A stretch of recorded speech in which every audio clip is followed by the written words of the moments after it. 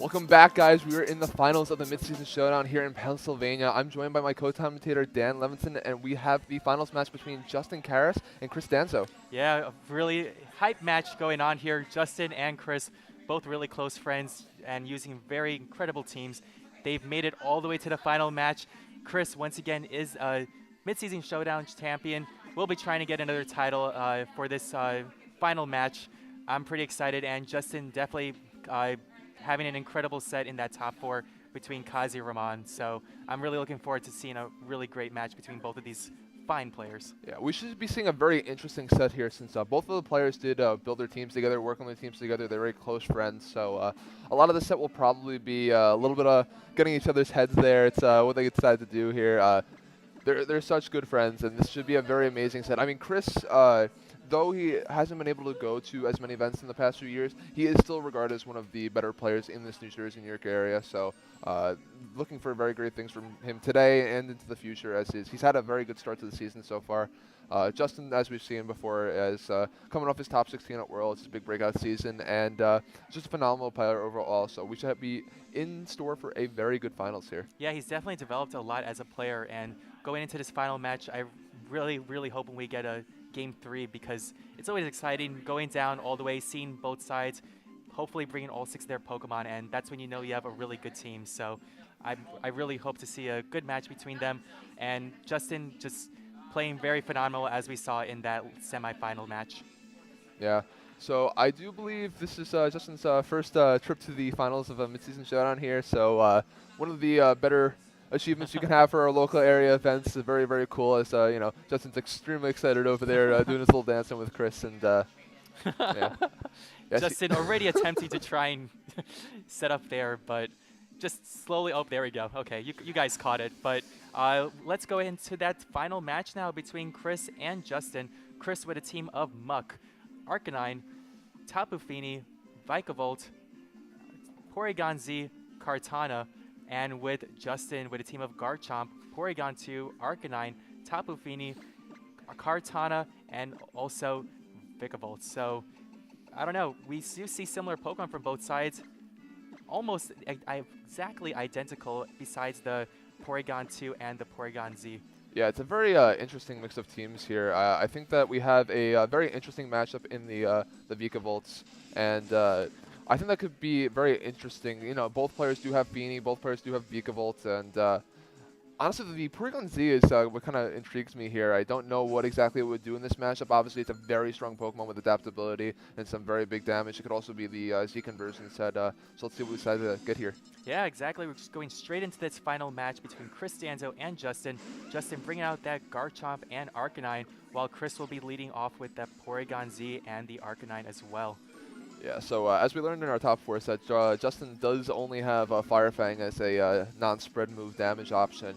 And with 2 Arcanines on the field, including his own, it's a little bit risky to go for something like an Earthquake here. Porygon Z can also be carrying Ice Beam. It can just be Scarf and go for something like a Tri-Attack into the Arcanine.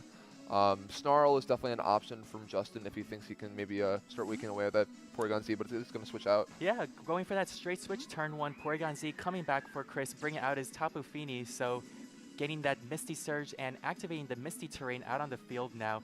Arcanine also switching out for Chris, now double switch as the Vikavolt makes an appearance. But gonna go ahead and see Garchomp going for a Protect now for Justin's side, as he has an Arcanine and will be using the close combat. So we'll be targeting that Tapu Fini, but not very effective due to it being a Fairy type. Yeah, that's very cool. We do see a more offensive Arcanine than we're usually used to seeing. That could either be maybe Assault Vest, maybe Choice Band. Very interesting choice, though. Close combat's not always the first move slot we see there. And looks a pretty good spot for Chris. He managed to get a double switch here without losing too much pressure at all. Tapu Fini is pressuring both the Garchomp and the Arcanine with both of its stabs for super effective damage. Vikavolt's also in a pretty good spot. It's also being threatened by both Mons, but I still think it's in a decent spot being able to take an Earthquake here. Yeah, well, Justin will be switching out that Arcanine now, bringing out the Kartana as he gets that setup. Sword Stand now boosting this attack by 2 stages, as Tapu Fini was able to get a Calm Mind now, increasing its special attack and special defense by 1 stage. Yeah, we will see the Garchomp go up to +1 here, which is interesting. As String Shot will actually be the option for Chris here, and we're going to see the speed drop 2 stages on both the Garchomp and the Kartana here. The big thing that does is now slows down the Garchomp so that it's slower than the Tapu Fini, which just went for Calm Mind. Because at +1, I believe Tectonic Rage should be able to KO a Tapu Fini. But now that the Garchomp is most likely slower than the Tapu Fini, I think he's actually in a very good spot. Obviously, Vikavolt is threatening damage onto the Kartana now, since Kartana is threatening the Tapu Fini, which is a big problem. Yeah, well, that Vikavolt is going to switch out now for Chris, bringing back his Arcanine and going for an Intimidate, dropping Justin back down to neutral on his Garchomp, and also decreasing onto the Kartana. But Tapu Fini going for a Protect now. What will Justin do? There's the Leaf Blade, goes into the Tapu Fini as the Kartana will be going for... Oh, no.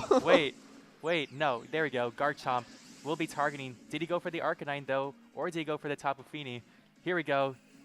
If this is the Arcanine, this could be a huge play here. Let's see what the Tectonic Rage decides to target. It is going to be that Arcanine going to cast a switch on the Levitating Vikavolt into the Arcanine here, and that'll definitely be enough to pick up a knockout. Yeah, perfect switch by Justin there. Super effective damage, knocking it out the Arcanine. So already Chris now down 1 Pokemon. Yeah, the big thing there was that, he did use his Z move in this situation. The Tapu Fini is still in a decent spot.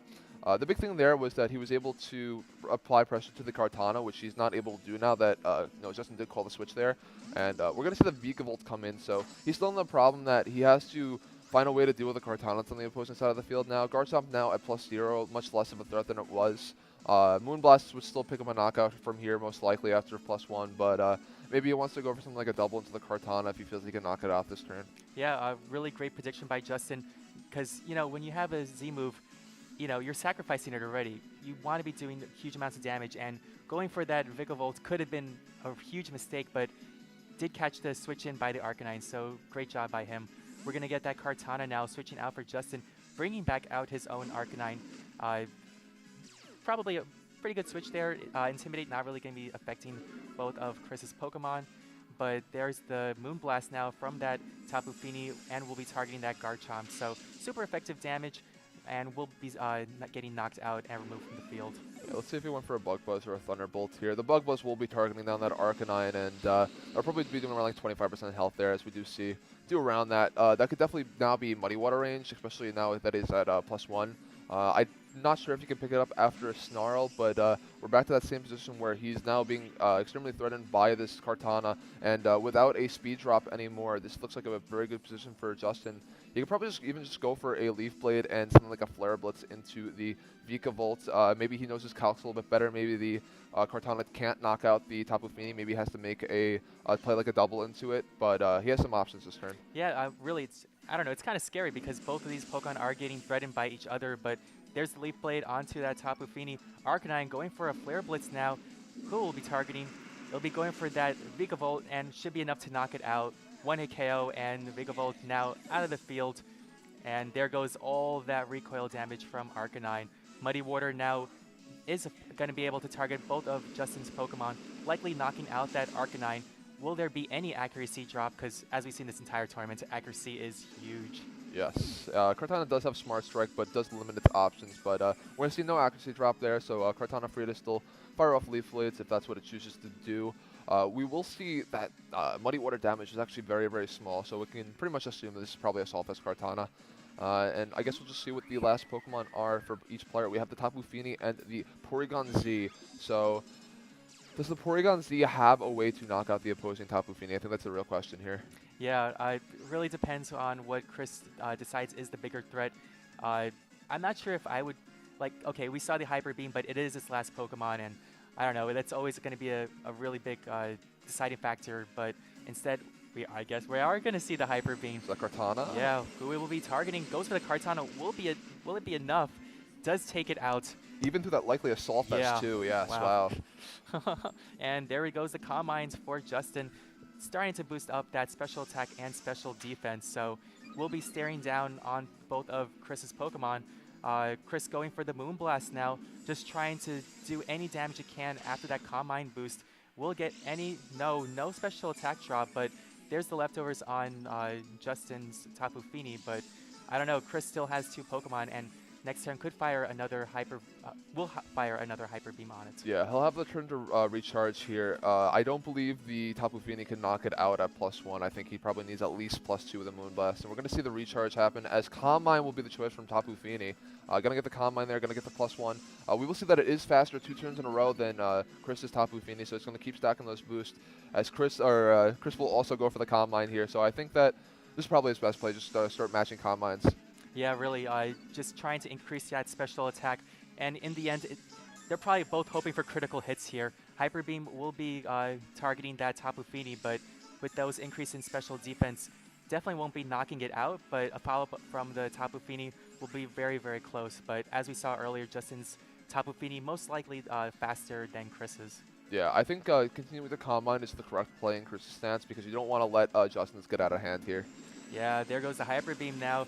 Going on to Justin's Tapu Fini, will be doing just under half there, but Tapu Fini will be able to connect its Muddy Water, so doing good damage onto that Porygon Z now, taking it well out and knocking it out. Critical hit by it, and Tapu Fini will be going for a Moonblast here. It needs to get a critical hit just to be able to have a chance, but won't be taking it right about half, and looks like Justin is probably going to be having it barring critical hits. Yeah, I think that Muddy Water might have mattered, that critical hit there on the Porygon 2. It was a +2 the Tapu Fini, but you know, Tapu Fini is not the strongest Mon, so I do think that potentially mattered. And like you said, I think it's just going to come down to if Justin or Chris can get a crit with Moonblast. Yeah. There we go, Justin going for that Moonblast now. Will it be enough? No, just not enough. Here we go, Moonblast. Will he get the critical hit onto Justin's? And no, just barely hanging on. So Justin will be taking this game 1 most likely. Yeah, that was a very, very close game 1. I think this is generally wrapped up here. The Porygon 2 play at the end I think was very good from Chris. The Hyper Beam, as we saw, we're assuming that's probably still a Selfless Kartana. And even with the resisted hit, it was able to just knock it out there. Let's just see Tapu Fini just go for the Moonblast and close off game 1 here. So a little bit of an unfortunate event there with that critical hit on the Porygon Z, but you know, Chris is a strong player, has a very similar matchup, and as long as he plays well, I think he could definitely have the tools to bounce back. Yeah, honestly, between both players, I'm really expecting a game 3 here.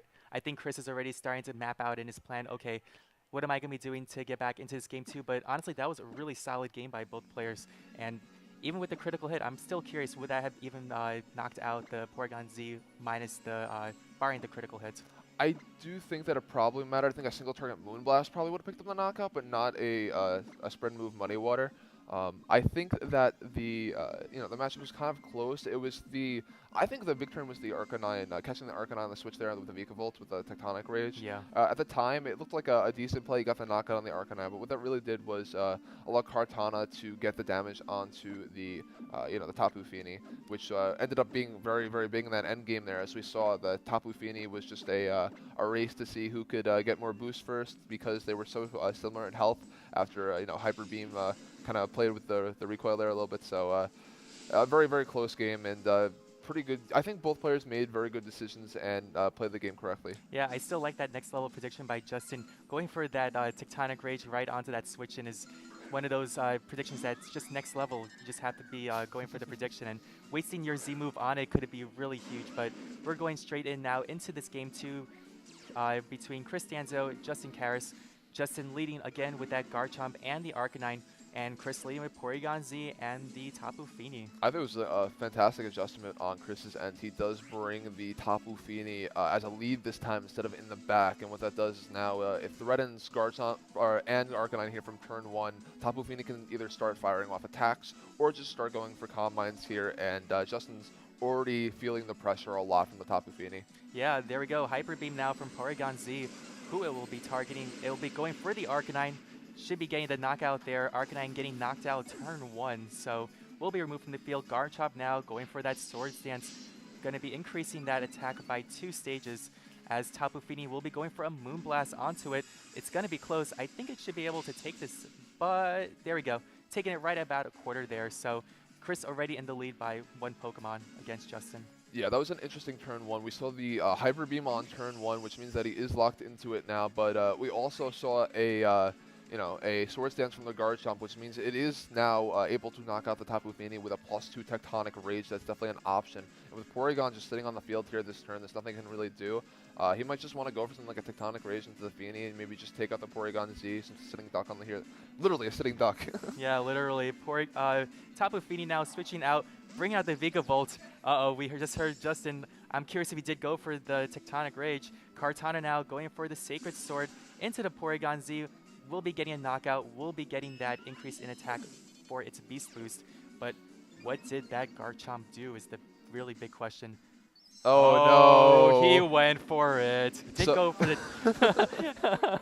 You got to go for those next level plays, but it didn't work out for him right now. Goes for that switch, but Chris does catch him. And we'll be wasting that. The saddest animation, the levitate animation activating. I love that little box here. It's like, yeah, you did. You tried. Yeah, good luck. But now, thank you. But yeah, there goes the Intimidate now as Chris does bring in that Arcanine. I think he's still in an okay spot. Kartana's at -1, or no, Kartana's at +0 now because of the Beast Boost. Yep. And Garchomp's still at +1 because of that Swords Dance. Earthquake is still threatening the Arcanine for sure, but let's see what we have here. Yeah, Kartana now going for the Night Slash onto that Vigavolt as Garchomp goes for a Fire Fang, double targeting onto it. Should be a... Wow, still surviving it. Wow. 11 HP. Man, intimidates, they really lower those attacks. And there's that Papa Berry. And here we go. Wow. The Firium Z with the Inferno Overdrive, yeah. So lots of damage here. Probably be targeting Garchomp's partner as we see the animation for it. We'll be targeting who it will be. And there we go. Oh, he does go for the Garchomp. So Garchomp likely will be getting knocked out because it's at low health there and will be getting KO'd. I think that's a relatively smart play from Chris because in that situation, he gets the damage off onto the Garchomp and assures that if the Garchomp does switch out, he does still get the damage in that slot and you can punish any switches. And you still, seeing the Tapu Fini in the back, I think you're definitely fine with wasting into the Garchomp there. Flare Blitz is still going to knock out a Kartana. You don't really care too much about that. And I think this is a... pretty interesting position. We have a Vikavolt on the field here, and Kartana still at low health. I think that Arcanine can just kind of target down to the Kartana here. We do know it's the Assault Fest, so let's see if this is enough to pick up a knockout. Yep, there we go. Leaf Blade onto that Vigavolt. Will be surviving with 31 HP. Even a critical hit, wow. But there goes the Flare Blitz, likely targeting that Kartana. Yes, Kartana will be going down now, and likely we'll be seeing a Muddy Water, I'm guessing, from that Tapu Fini. Yeah, that would be probably the best play here.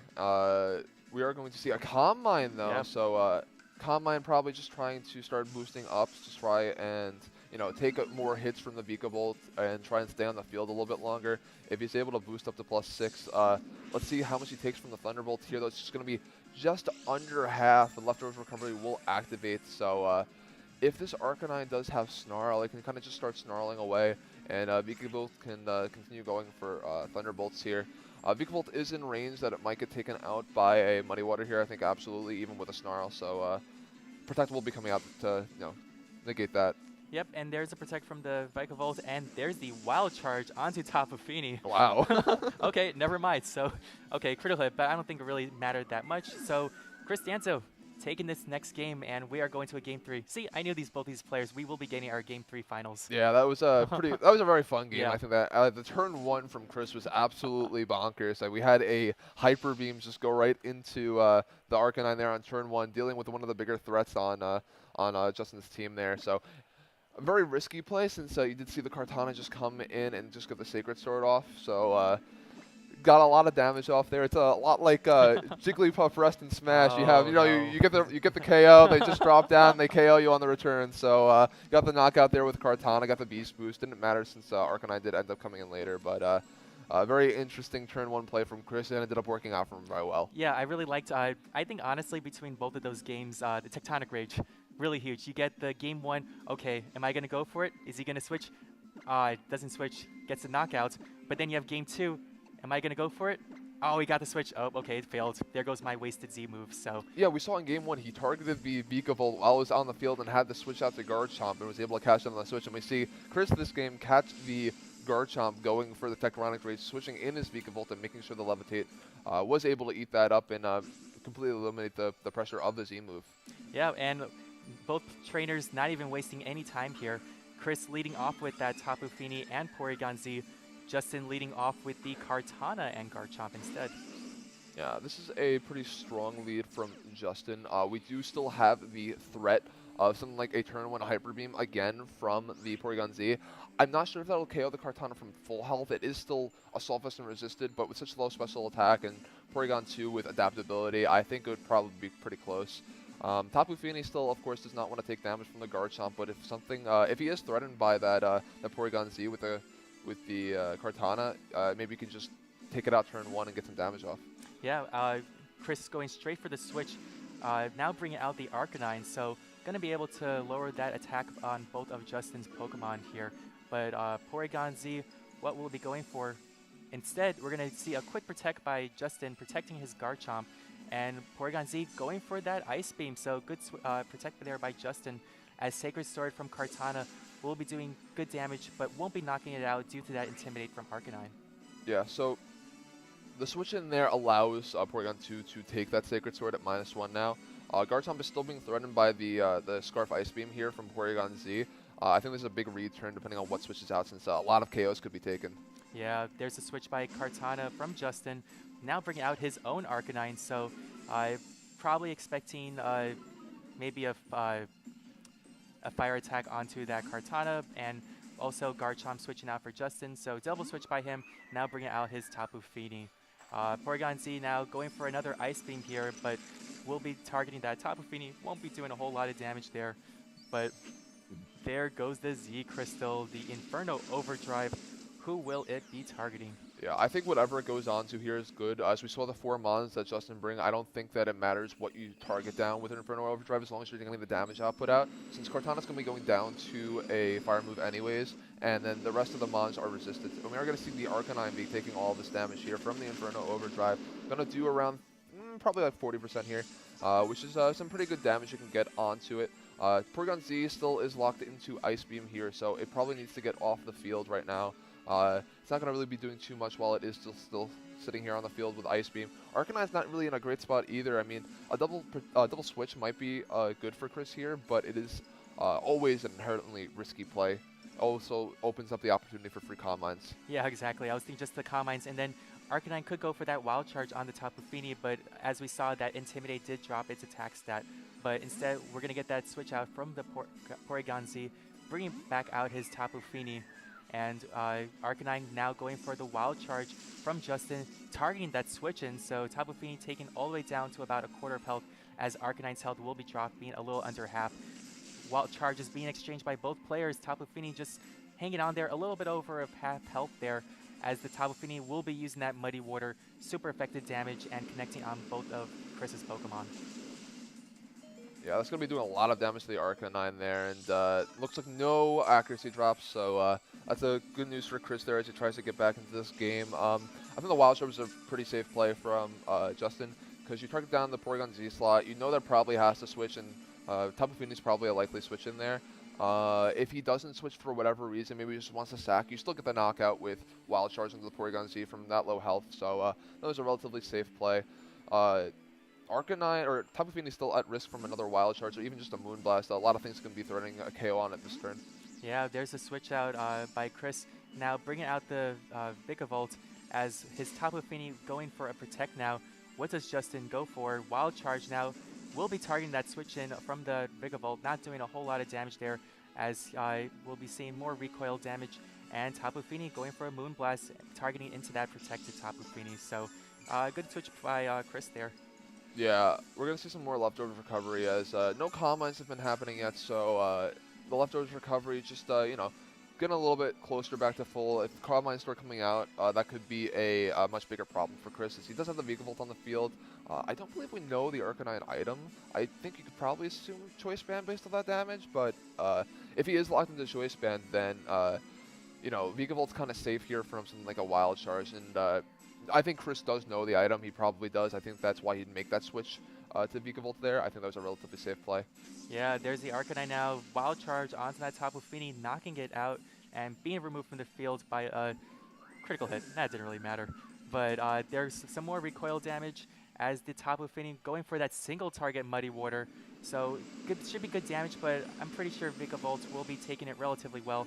Takes it right into half, but there's the accuracy drop. String Shot, though, will still be able to connect on both of Justin's Pokemon, so dropping that speed stat by 2 stages. Yeah, I do believe now we're down to 2 Mons on Chris's side, which means that he cannot switch out and reset that accuracy drop, which is really unfortunate. I still think he's probably in the game, but it's going to be very, very hard for him to come back. He has the pressure of, Thunderbolt on either slot here. He does have the Arcanine in the back.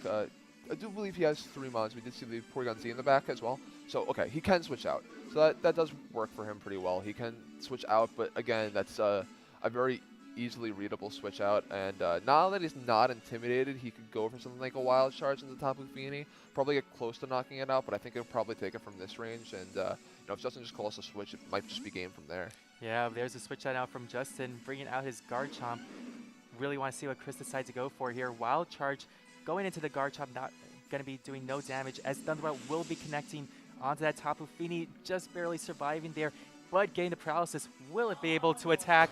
And gets paralyzed. Oh, so Tapu Fini not able to do any damage onto either of Chris's Pokemon. Yeah, this is still brings Chris a lot closer back into the game, but it's still a relatively rough spot for Chris. He has the Garchomp on the other side of the field that he's looking down, and I can just go for an Earthquake here.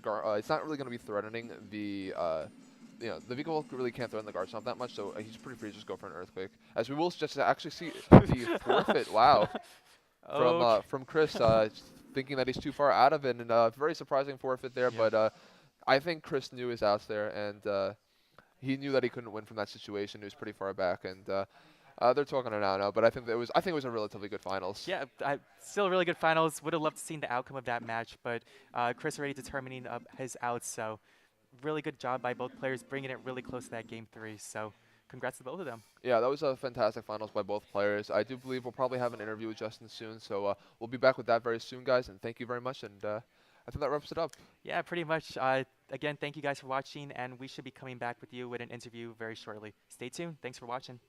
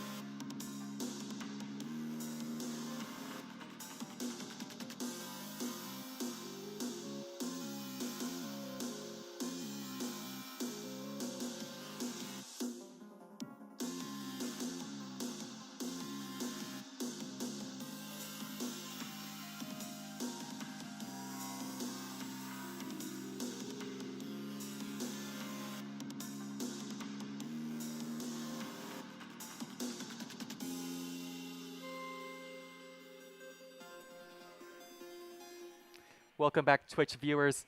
I'm Dan Levinson. I'm joined by champion Justin Karras. Hey. Congratulations on your Thank final you. victory. Wow, that was such a match. A really good best-of-3 set. Love that Tectonic Rage exchange between you and Chris. These, honestly, the first 2 games, really. But going into the match, I know you guys are really close friends, and you probably knew each other's teams ins and outs. So what was your, how did you try and assess the situation?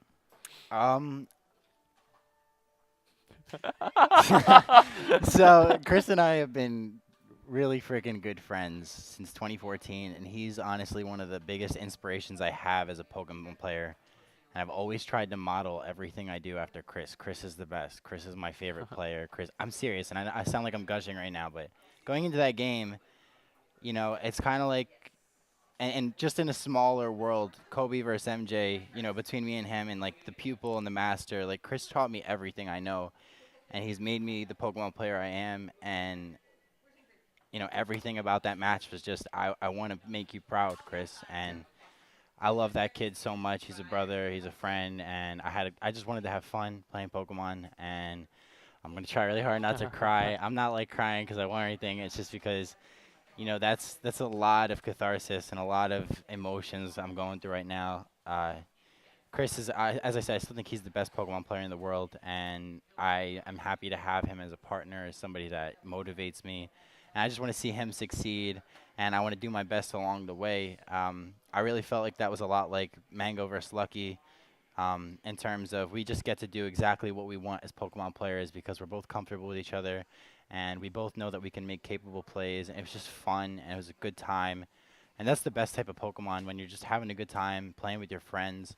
And I mean, I'm happy I won. I didn't care if I won or not. And I know I'm always talking about I want to be the best. I want to win. I want to win worlds.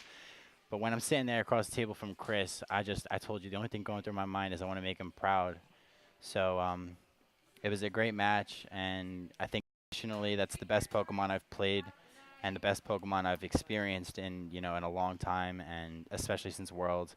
I've had a good time with the team. I would throw a shout out to the person that gave me the team and worked on it with me. I just don't want to expose that they might be using it. There's a lot of really cool stuff I didn't get to use today. Vikavolt sucked. That thing is terrible. I used it in like 3 games. Of course, it's not a bad mon. I think it's great. And I even won a game 2v4 with Vikavolt P2. But I really just think that I got to figure out that slot. It's not working. I'm going to Athens. I really only lost to a Leaf Blade crit today. I played my mind. I played out of my mind. I played my heart out. And as I said, it's very important to just have fun playing Pokemon, and just make friends. Like I played Josh, and Josh and I, we hug each other after our match. Kazi and I, we're talking about the Packers and the Giants tomorrow. These tournaments it's family. It's a family experience, and I have a good time, win or lose, and that makes you a better player.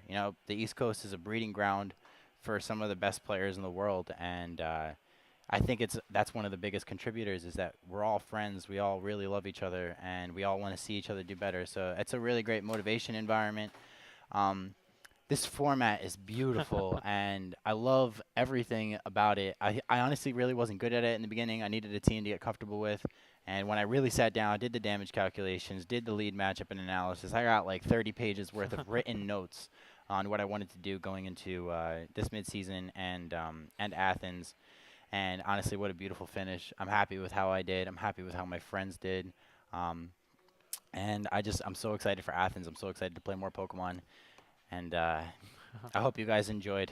Yeah, well, it definitely showed in that final match. I know you guys were really close, and just amazing predictions by both of you, and just being able to the switch back and forth between all 3 of those games. So once again, Justin, congratulations on your victory. Thank you. And we'll be seeing you, I guess, shortly next week in Georgia. Now it's time to go and get bodied by him in Melee. Kid's so good at Melee. All right, thanks, guys. Thank you, guys. Enjoy.